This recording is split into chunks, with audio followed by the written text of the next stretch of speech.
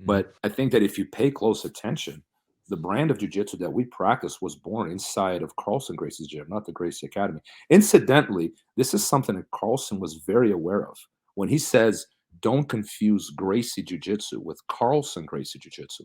He's fully aware of that.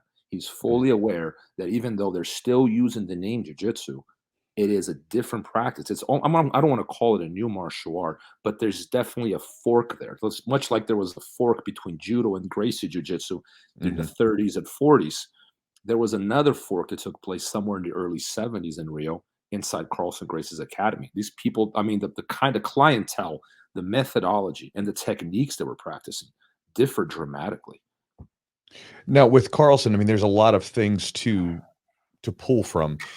Are there any in your sort of thinking, your opinion, your belief, are there any particular contributions to what we do? Because again, there's a lot. When you look at the book, there's so many things like I didn't know about, like the group classes, and even the culture and everything else. Is like, oh yeah, like all of this stuff came from this place. It's interesting how it just transmitted everywhere. But Yeah. is there any particular contributions that you think are extremely important or more important than the others as far as jiu-jitsu goes from Carlson?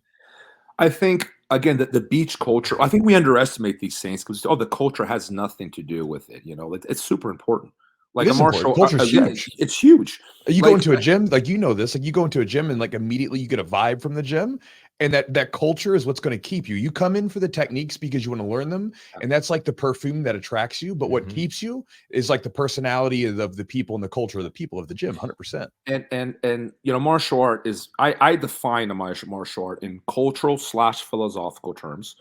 Jiu-jitsu has a culture, a very specific culture that is constantly changing.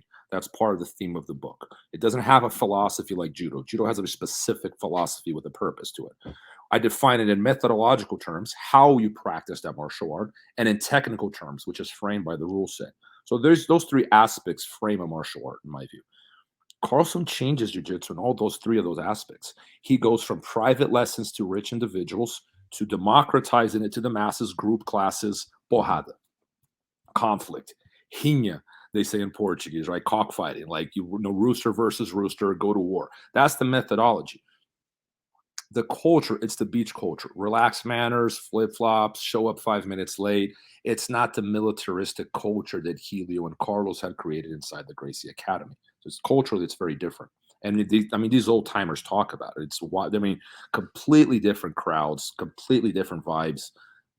That matters. I when I walk to jiu-jitsu gym in Japan, and I mentioned this in my first book, and I see people sitting with their legs open, taking their time to tape their fingers, showing up 5 minutes late. I'm Yeah. thinking, man, that's not Gracie, that's not judo, that's not Gracie Yeah, yeah, jiu-jitsu, yeah. that's Carlson Gracie jiu-jitsu. Like it's the beach Brazilian aspect of the whole thing of being so relaxed when you're on the mats.